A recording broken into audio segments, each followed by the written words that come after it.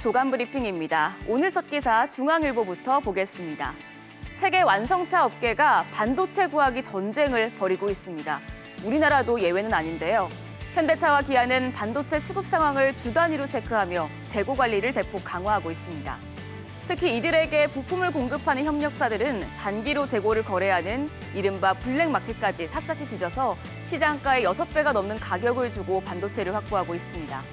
업계에선 현대모비스 직원들이 독일과 네덜란드에 있는 차량용 반도체 공장을 가서 무작정 대기를 한다는 말까지 돌고 있다고 하는데요. 중앙일보는 업계 관계자의 말을 빌려 현대차가 이달까지는 괜찮지만 다음 달 반도체 수급 계획이 나오지 않은 상황이라고 전했습니다. 두 번째 기사는 조선일보입니다. LG전자가 올해 신규 투자를 작년보다 30% 넘게 늘리며 공격적인 체질 개선에 나섭니다. 스마트폰 사업을 과감히 접고 자동차 전자장치 사업과 생활가전을 회사의 양대 축으로 삼을 계획입니다. 올해 총 3조 3,729억 원을 투자하는데 이 중 47%가 생활가전과 자동차 전장 사업에 투입됩니다. 회사는 생활가전 사업에서 맞춤형 가전 브랜드인 오브제 품목을 강화하고 핵심 생산시설인 창원 사업장을 스마트 공장으로 전환할 예정입니다. 그리고 자동차 전장 분야에서는 오는 7월 캐나다 마그나 인터내셔널과 LG 마그나 이파워 트레인이라는 합작 법인을 설립하는데요. 올해는 이기는 성장을 하겠다는 LG전자의 변신이 기대되고 있습니다. 계속해서 세 번째 기사 한국경제신문으로 가보겠습니다.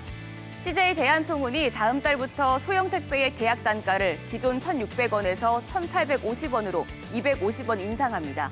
CJ 대한통운의 택배 단가 인상으로 한진과 롯데글로벌 로지스까지 이 빅3 택배사의 소형 기준 택배비가 모두 1,800원을 넘어섰습니다. 한진은 올 초부터 신규 기업 고객을 대상으로 소형 기준 택배비 1,800원을 제시하고 있고요. 롯데택배도 이달 초 1,750원에서 1,900원으로 가격을 올렸는데요. 이들이 택배 단가를 올린 건 올해 초 나온 택배기사 과로 방지 대책을 이행하기 위해서입니다.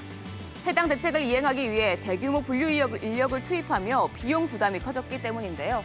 택배 단가 협상력이 떨어지는 온라인 쇼핑몰 입점 소상공인들이 가장 큰 타격을 받을 것이란 전망이 나오고 있습니다. 한편 라면왕 농심 창업주인 신춘호 회장이 56년 만에 현역에서 은퇴했습니다. 어제 열린 농심 주주총회에서 신 회장은 사내 이사로 재선임되지 않았는데요.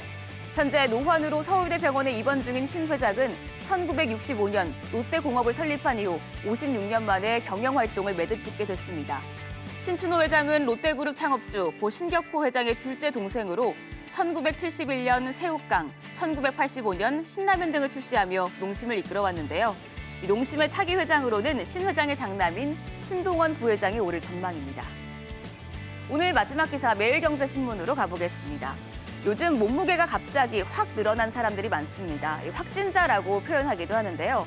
한 설문조사 결과 코로나19 이후 활동 시간은 줄고 배달 음식 소비가 늘면서 체중이 평균 5.8% 증가한 것으로 나타났습니다.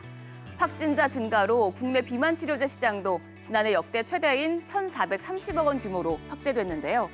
업계 관계자들은 올해도 코로나19 영향으로 비만약 시장이 빠르게 성장할 것으로 보고 있습니다.